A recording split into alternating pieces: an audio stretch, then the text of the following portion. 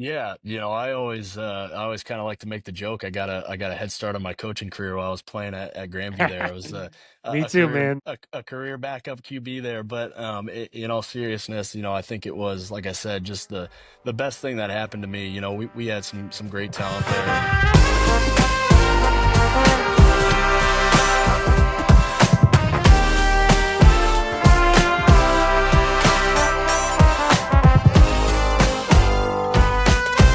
On today's episode of the Left Hash Call, we are joined by Drew Adams. Drew is the wide receivers coach at Drake University. Drew's coaching journey includes time at Grandview University, where he played under Coach Woodley, as well as coached underneath him, and more recently was the tight ends coach at Colorado School of Mines. And now he and the rest of the staff at Drake are in their first year with the program under head coach Joe Woodley. Pumped to have him on. Welcome to the show, my friend Drew Adams. What is going on, man? Seth, what's up, man? No, I appreciate it. Appreciate you having me on. I think it's a pretty cool thing you're doing here, so glad to be a part of it. Well, I appreciate that.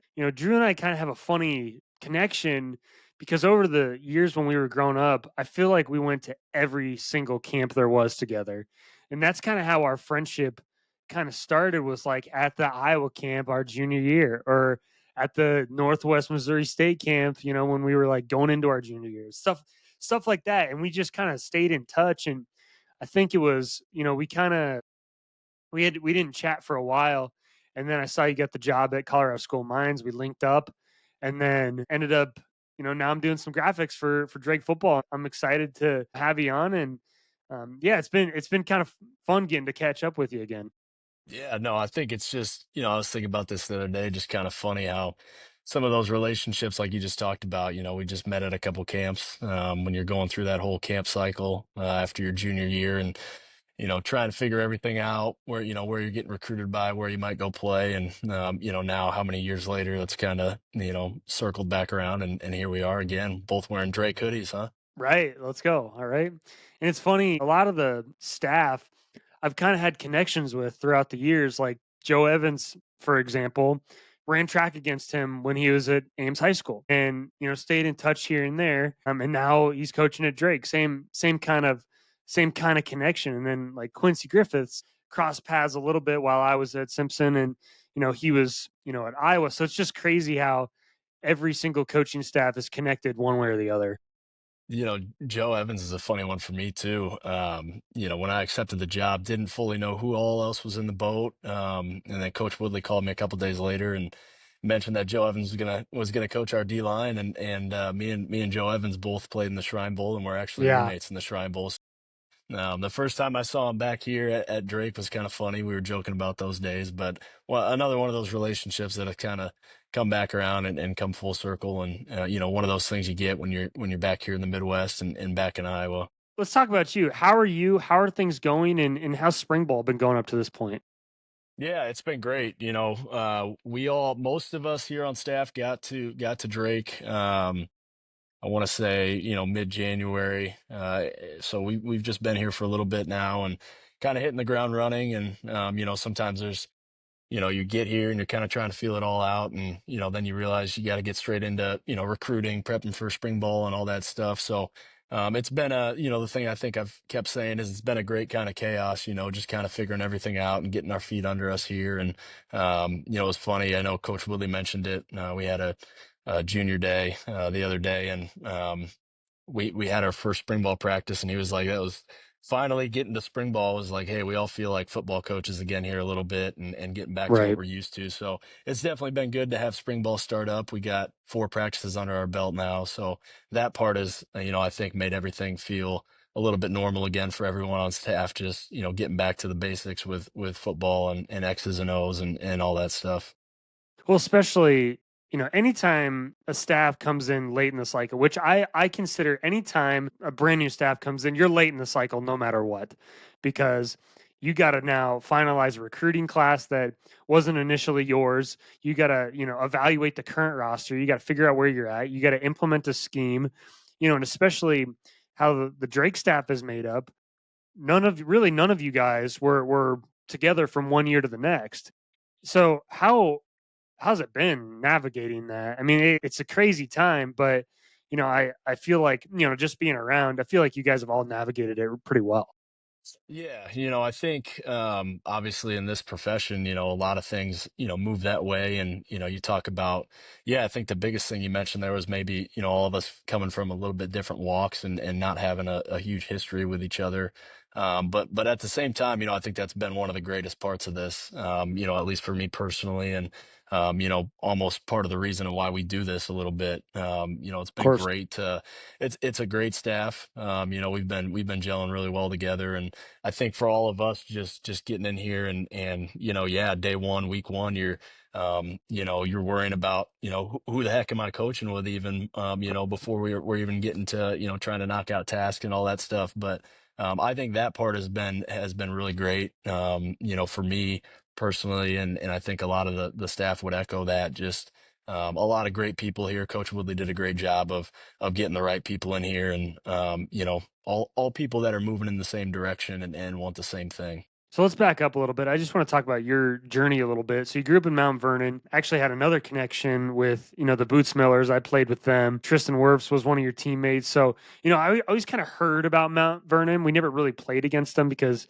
you guys were 2A, we were 3A at Oskaloosa. But I always kept seeing this Drew Adams kid.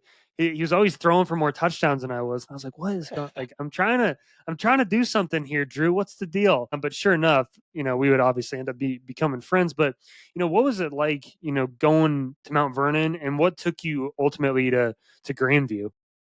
Yeah, I think Mount Vernon is a great spot. I loved growing up there, and when you talk about sports at Mount Vernon, I think we had a lot of things going in the right direction, and for me, it was just loving being involved in multiple sports, and football seemed like the one that stuck there. So, and I think part of that was like you mentioned, we had a lot of good guys going through there, and we had some great teams there, and I think when you get a collective group of a bunch of guys who are, football is that one sport who's kind of sticking for them, that really helps. So just fortunate to kind of be going through Mount Vernon, when it was that time, and now they're still killing it right now, and winning a bunch of football games and having a bunch of good athletes go through there. So can't say enough good things about the town there, and yeah, obviously, like I said, we had some success there. So football was the one sport that, just felt like it was going to stick for me and I wanted to continue on with. And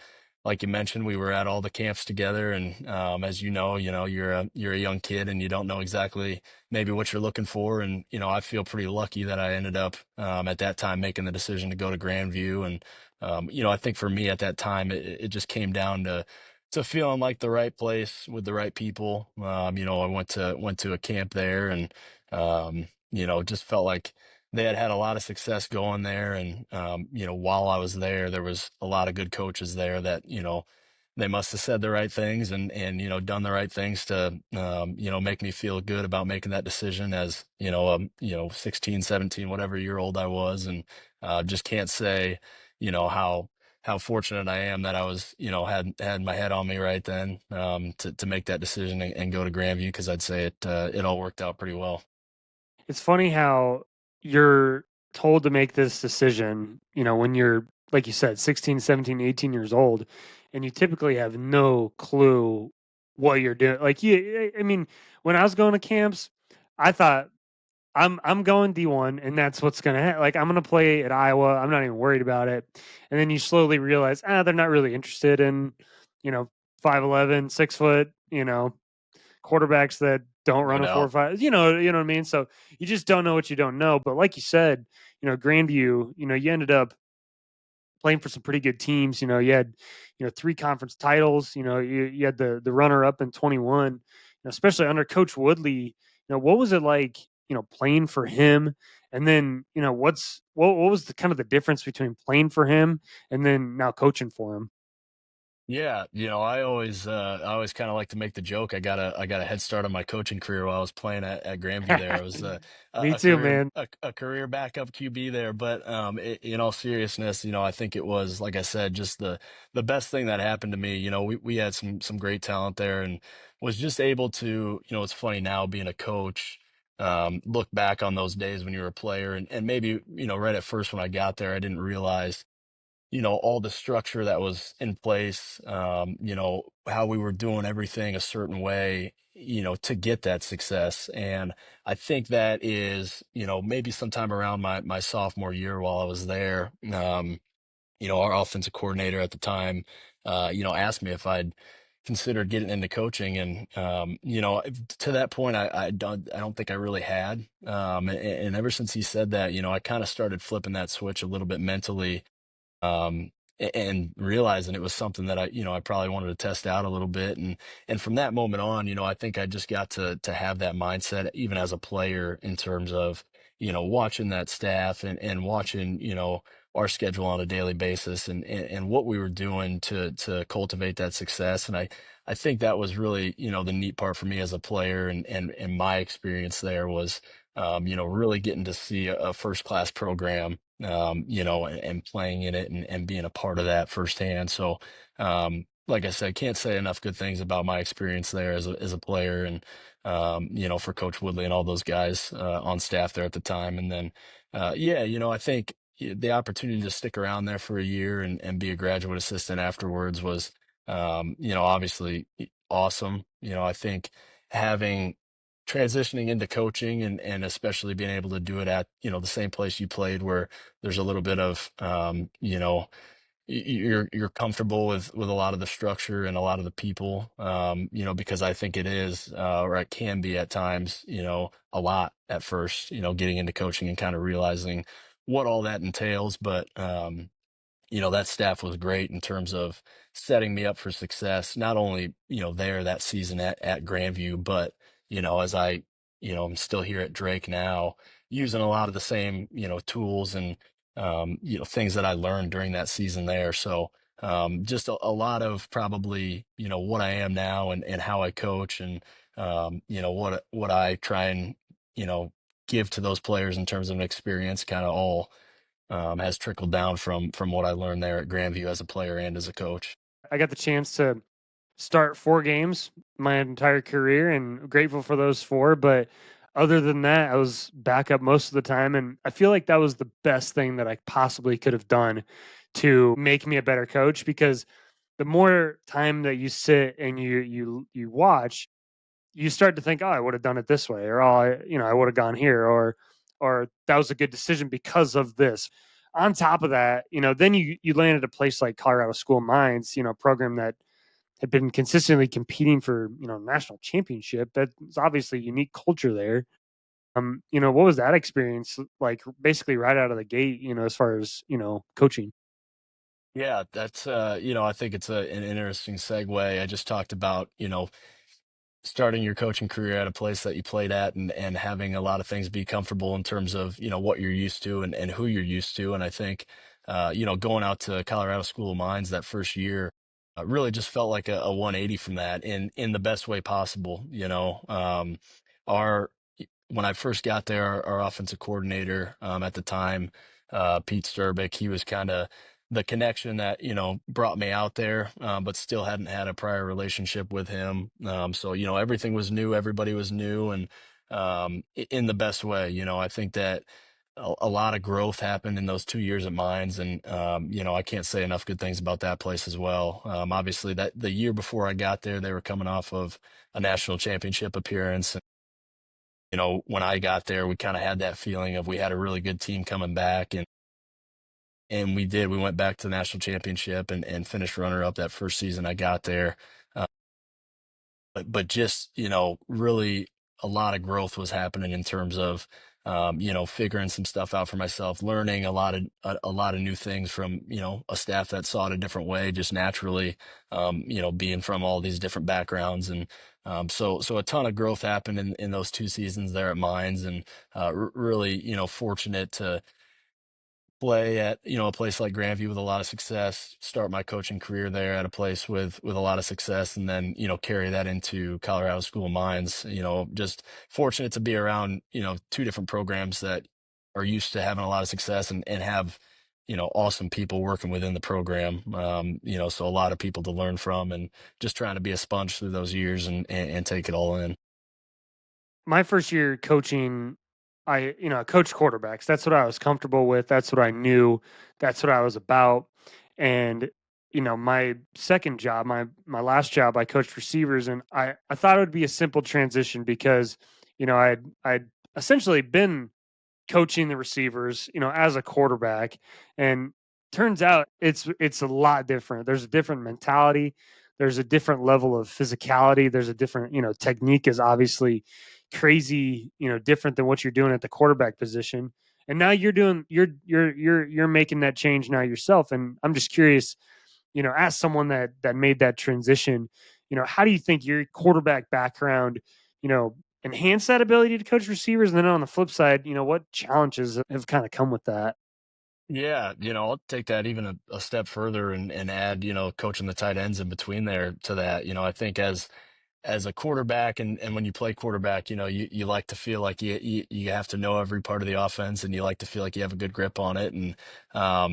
And I think that does help, because that's expected of you while you're playing. And, you have that background in different areas and, being the guy who is supposed to have the answers for, whoever it is that comes up to you on offense and asks you a question. But, certainly when I first got to Mines there, coaching the tight ends, I think that was such a great move for me in terms of getting some more experience with the front and the run game, just coaching some different things that I had never had to think about in terms of the run game. And so I'm really fortunate that I haven't just stuck with quarterbacks and always done quarterbacks. And, you get to learn all these different positions and, what it takes to be successful at those positions and what coaching points we're hitting on and, and be a part of more schemes and everything like that. So, I think it's been great. And now it's kind of turned into your wide receiver question. Yeah. I think there's a lot,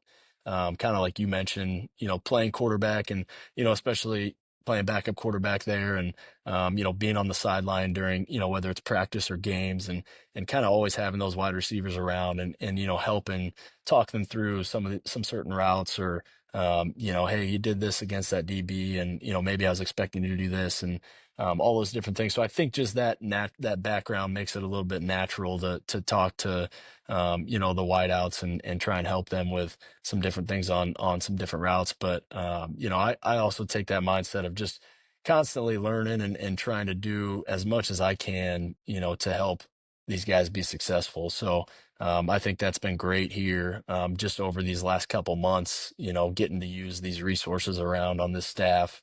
Our offensive coordinator, Coach Kemp, and he's worked with wideouts a lot before. So just getting to hear all of his coaching points and his drills and why we're talking about this instead of this. And so I think just accumulating all of that information and really just trying to roll it out in a way that's going to make these guys play as effective as possible.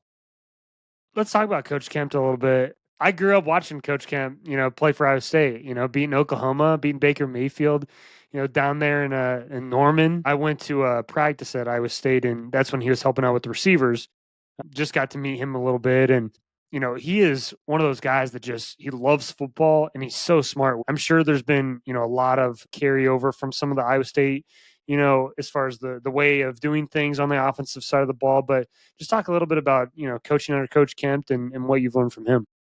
Yeah, it's been great so far, and he's been an awesome resource for me. Like I mentioned, just these couple months being here so far, really just helping me feel comfortable in terms of what we're rolling out and how we're executing it. And I think for him, I can already tell just the preparation and organization on the front end that he goes through is probably second to none.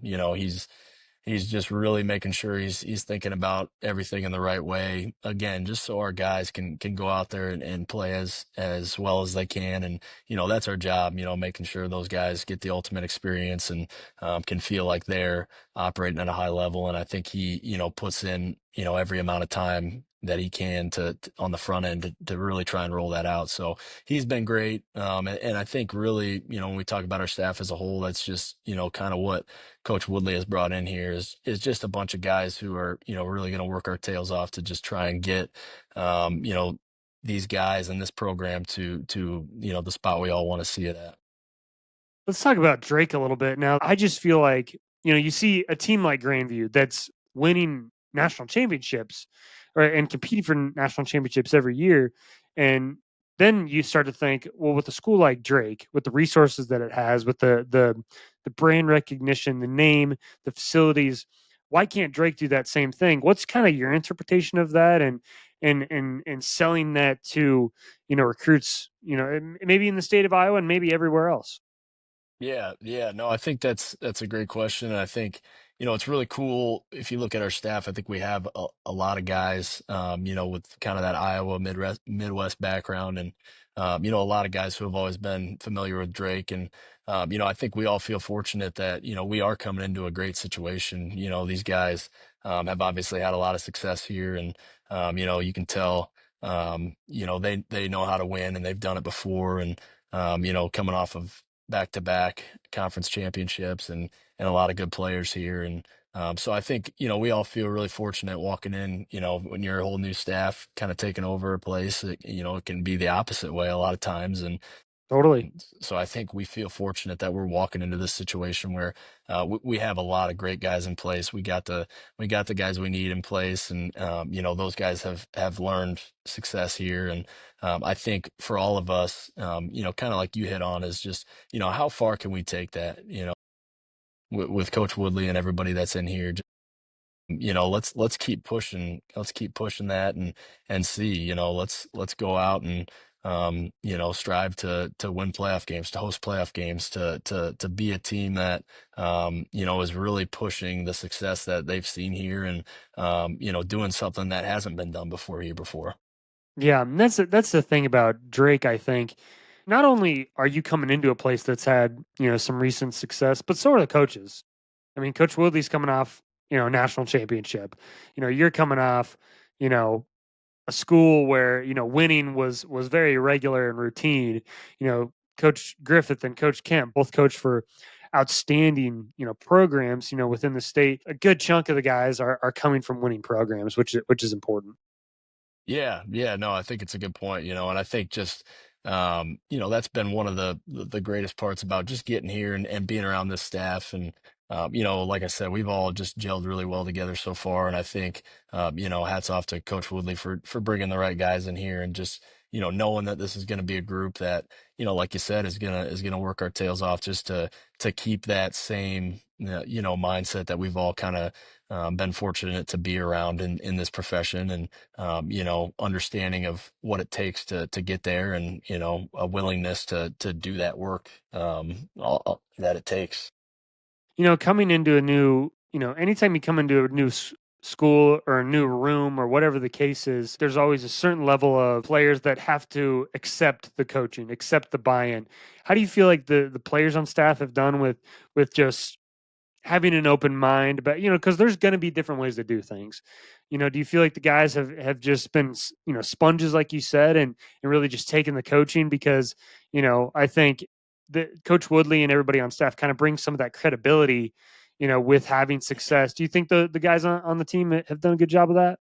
Yeah, I think, that's been really cool to see. I think early on, when we first got here as a staff, Coach Woodley met with all the players, and, all of us position coaches met with our position groups, and coordinators and so on. And I think early on, you could really tell that this was just a group of guys who was just a really good, group of kids. And, we're going to be able to, because it's not easy, sometimes this transition where you have, well, first of all, you have kind of that limbo period of not knowing what's going to happen, and who's going to be coming in here. And then you finally do, and you're anxious to see what it's going to be like, and who's it going to be, and how are they going to act, and everything like that. So I can't say enough good things about our guys, and just how they've handled it, and how they've bought in. We've had just great energy at spring ball so far. And taking that even further previously, just our off season stuff, and just seeing the buy-in from the guys, and the energy that they've had towards all this has been awesome. And as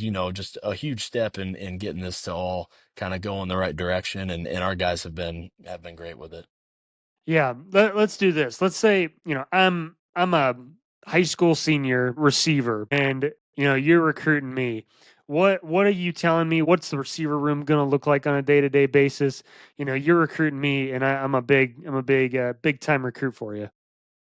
Yeah, I think one thing we talked about with Drake and you kind of hit on it, it's just first off, it's just a first class institution and got a lot of great people here and doing things the right way. I think that's the cool part. A lot of our guys are here for more reasons than just to play football. I think they understand that you're going to get a good education out of this, you're going to get a good experience out of this, and hopefully on the football side of that, we can provide a good experience in terms of our staff, just being great people and helping those guys along the way and pushing them to be their best. And so I think overall just selling that experience of what Drake is, because the institution and the school and the brand, that can all kind of sell itself in a way of just where this place is at. And then I think on the football side, us coming in and selling that experience as well, where you're going to come here and you're going to, have some great relationships with the guys here because there's great guys here and it's a tight group. And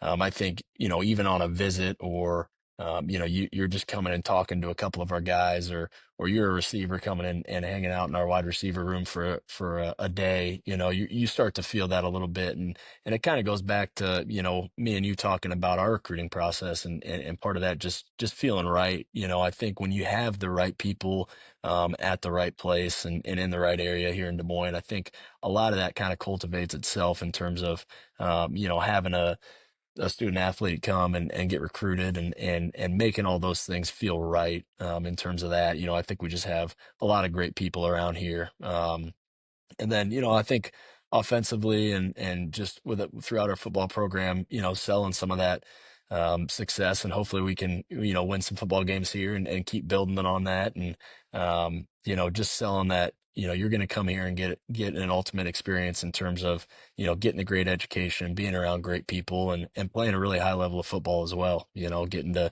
play in our conference and play some of those out of conference games and play some really high competition and get all those feelings of what it means to be, a college football player and a student athlete.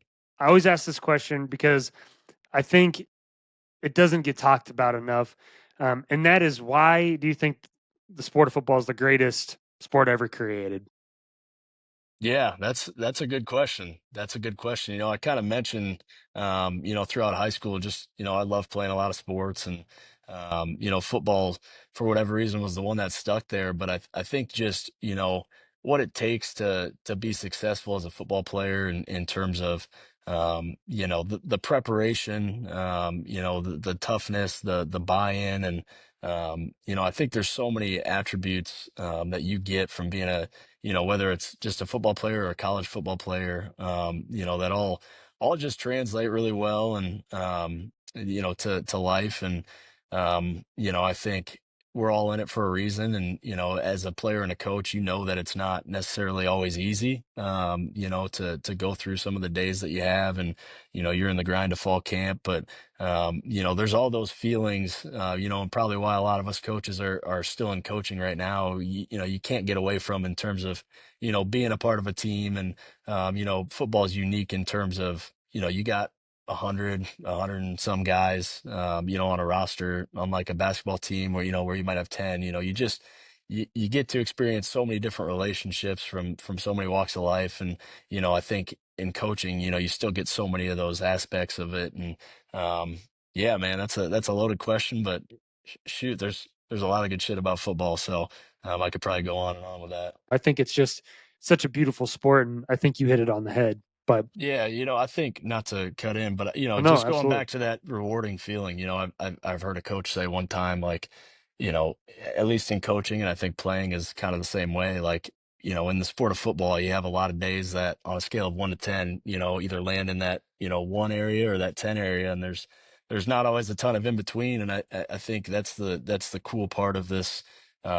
Career and even as a player, you have those days where maybe you don't feel like practicing or you don't feel like doing something, and you have those days like that. But then you get those days that are a 10, and you get all the right experiences, and you're you have all those relationships, and just that rewarding feeling of those days, just make everything worth it, and keep bringing you back to it, like you said. Like you said, those scale of 1 to 10, those 1 days are really crappy sometimes, but you know, because of those one days, you get to experience those tens every once in a while, No and doubt. it makes the process so much sweeter versus if you did things that were easy all the time, you No probably doubt. those tens wouldn't seem super special all the time versus those Saturday afternoons when especially as a coach, it's just so all there's so much work that gets put into being an assistant coach, being even if you're a part-time coach, there's hours and hours of film and drills and indie and recruiting and it's like that short amount of time from when you're done with the game to the time that you're turning on the film that it's just you did everything right. You know what I mean? I do. 100%. Let's move on. I have a segment here called the left hash draft. Been doing it with every once in a while, but the topic of today's left hash draft is going to be Iowa high school football dynasties. Mainly because I was never a part of a dynasty, but I played against a couple. Mount Vernon. You were obviously dome team all the time, so I figured this would be good. So first pick, what do you got? Mount Vernon High School. Mount Vernon. Let's go, dude. I had to. I had to. I'm definitely not going to say Oscar Grinnell. That's just not fair. uh, I'm going to take the Dowling Catholic era from 2013 to 2019.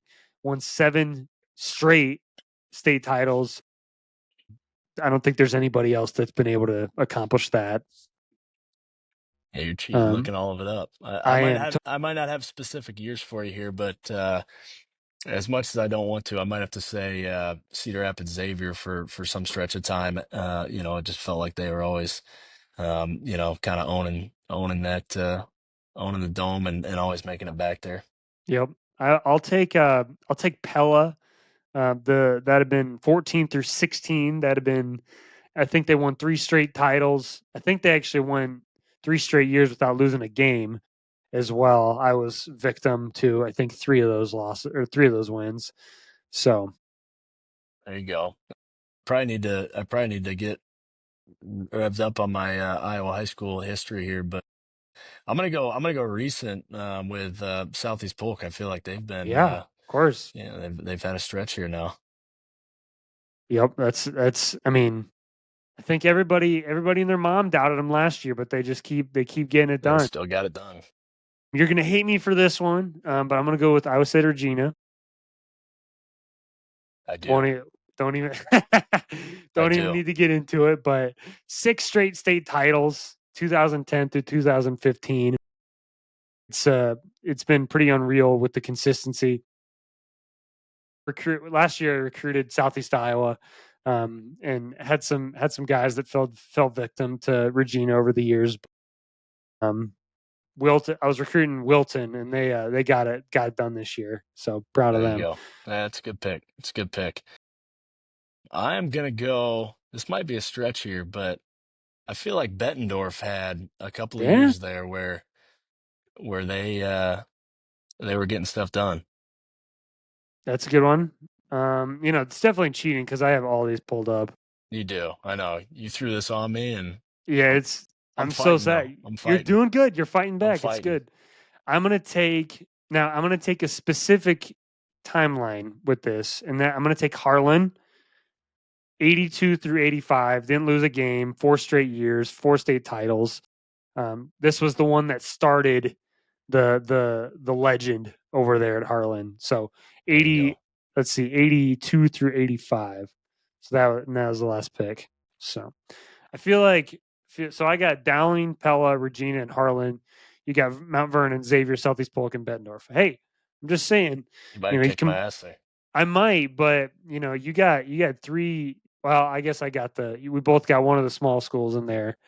But yeah, definitely saw victim to a couple of those schools. But anyways, man, just to get it wrapped up here, what would be, some of your advice to any players or, young coaches that are trying to get into the profession? Yeah, I think we've kind of hit on it a little bit, and I've probably hit on it a little bit, but just been fortunate to be around just some really great programs and really great coaches. I think the one thing that I've tried to do, ever since I got into this is just really, take notes on, all those great coaches and what they did or what they didn't do.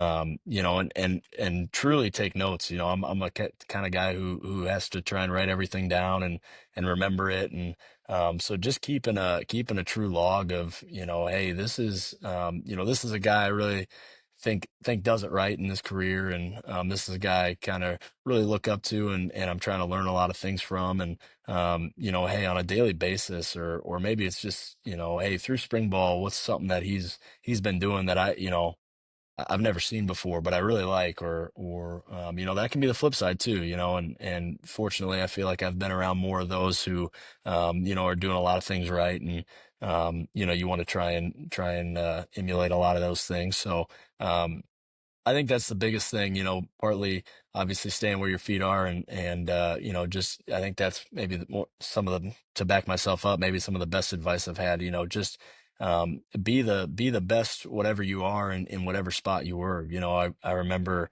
you know, starting at Grandview as a graduate assistant. I just told myself, you know, be the best graduate assistant that Grandview's had.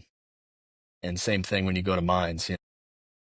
Yeah, I'm coaching the tight ends at Colorado School of Mines. You know, let's be the best tight ends coach that Colorado School of Mines has had. And, you know, being where your feet are, and really just trying to, you know, do the best job where you are, while, you know, looking ahead to some of those people who are in positions that, you know, you want to be in someday, and keeping a log of, you know, what are some things that they're doing? What are ways they're acting?